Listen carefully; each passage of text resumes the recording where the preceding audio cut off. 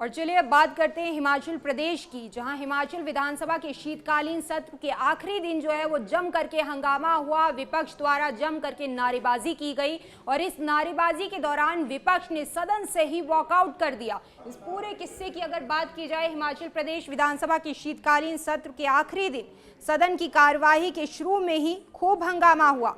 विधानसभा में भाजपा विधायकों ने बंद किए गए संस्थानों को लेकर के कांग्रेस सरकार पर झूठ बोलने का आरोप लगाया। इस दौरान मुख्यमंत्री सुखविंदर सिंह सुक्खू और नेता प्रतिपक्ष जयराम ठाकुर के बीच तीखी नोकझोंक हुई। मुख्यमंत्री के जवाब से नाराज विपक्ष सदन से नारेबाजी करते हुए बाहर आ गया। जयराम ने कहा कि मुख्यमंत्री सुक्खू सदन के भीतर झूठ बोलने के रिकॉर्ड तोड़ रहे हैं। उन्होंने कहा कि जो स्कूल बंद किए गए हैं उनमें ज़्यादातर ट्राइबल एरिया के हैं, जहां बच्चों को दूर दराज के स्कूलों में जाने में जो है वो परेशानी होती है। आज जो इस प्रश्न के माध्यम से जो जानकारी प्राप्त हुई है, प्रदेश में 1865 संस्थान जो है वो डिनोटिफाई किए, 1865 जो है इंस्टीट्यूशन जो है डिनोटिफाई किए। और उसके बाद दूसरे 37 संस्थान इन्होंने सरकार में आने के बाद नए खोले और 103 संस्थानों का इन्होंने नोटिफिकेशन अलग से किया है। ये कुल मिलाकर के ये आंकड़े आए हैं।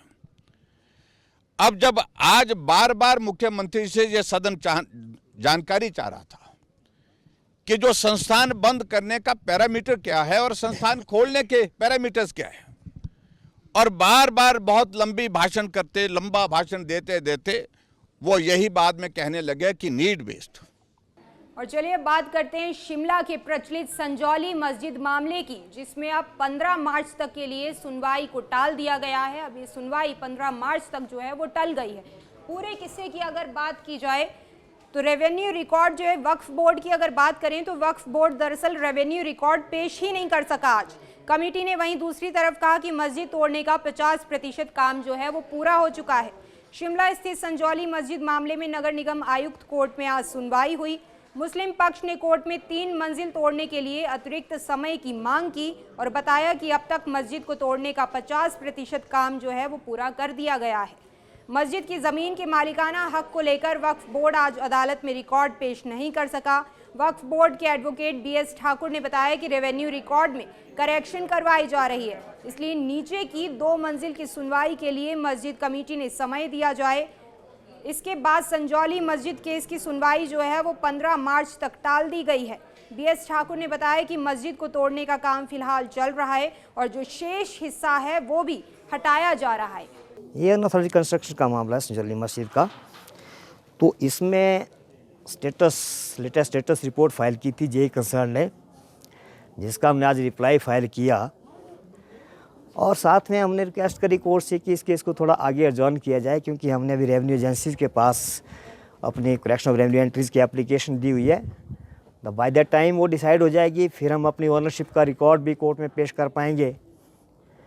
तो कोर्ट ने हमें टाइम दिया और साथ में प्रेसिडेंट मस्जिद संजौली कमेटी को भी कोर्ट ने टाइम दिया डिमोलिश करने का। 50% उन्होंने डिमोलिश कर दिया हुआ है, ऊपर की 3 मंजिलें, 50% बचता है, उसके लिए कोर्ट ने उन्हें 15 मार्च तक का टाइम दिया। और उत्तराखंड में अब सीएम पुष्कर सिंह धामी के निर्देशों के बाद अब पुलिस पूर्ण रूप से तैयार नजर आ रही है और अब उत्तराखंड में जो अवैध मस्जिद हैं उन अवैध मस्जिदों की जो है वो पूर्ण रूप से जांच की जाएगी। उत्तराखंड के मुख्यमंत्री पुष्कर सिंह धामी ने जो है वो इसको लेकर के निर्देश दिए हैं, जिसके बाद पुलिस भी जो है वो अब पूर्ण रूप से तैयार नजर आ रही है।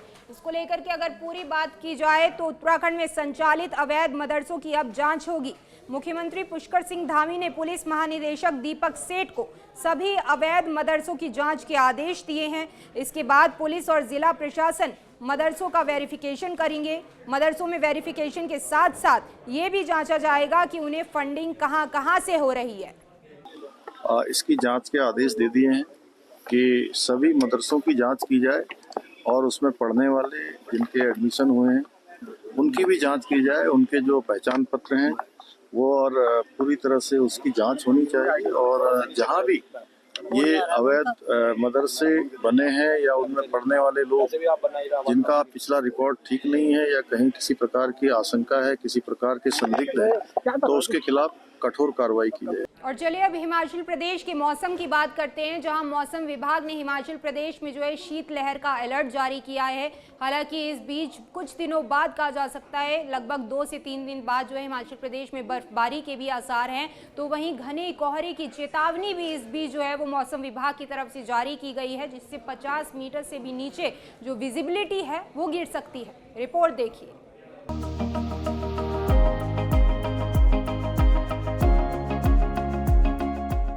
हिमाचल प्रदेश में मौसम विभाग ने अगले 5 दिन तक भीषण शीतलहर का अलर्ट जारी किया है। कोल्ड वेव के बीच आज से 3 दिन तक 2 जिलों में घने कोहरे की भी चेतावनी जारी की गई है। मंडी की बलह घाटी और बिलासपुर के गोविंद सागर क्षेत्र के आसपास लोगों को सुबह से दोपहर तक कोहरा परेशान करेगा। इससे विजिबिलिटी 50 मीटर से भी नीचे गिर सकती है। प्रदेश में कुछ जगहों पर 23 और 26 दिसंबर को बर्फबारी के भी आसार हैं। मौसम विभाग ने मंडी, बिलासपुर, हमीरपुर, ऊना, कांगड़ा, सोलन और चंबा में शीतलहर की चेतावनी जारी की है। इसे देखते हुए लोगों को जरूरी काम पड़ने पर ही घर से बाहर निकलने, गर्म कपड़े पहनने, विटामिन सी वाले फ्रूट्स खाने और बीमार लोगों का ज्यादा ध्यान रखने की सलाह दी गई है। मौसम विभाग की चेतावनी के बीच 10 शहरों का पारा माइनस में चला गया है। ताबो का न्यूनतम तापमान -14 डिग्री तक गिर गया है। मनाली में भी तापमान -1 डिग्री हो गया है। प्रदेश में मैदानी इलाकों में 6 दिन से शीतलहर लोगों को परेशान कर रही है और अगले 5 दिन तक इससे किसी तरह के कोई राहत के आसार नजर नहीं आ रहे हैं। पड़ोसी राज्य से ठंडी हवाएं चलने से मैदानी इलाकों में कड़ाके की ठंड पड़ रही है। इससे तापमान में लगातार गिरावट आ रही है। वहीं प्रदेश का औसत न्यूनतम तापमान नॉर्मल से 2.9 डिग्री और अधिकतम तापमान भी नॉर्मल से 0.8 डिग्री कम हो गया है।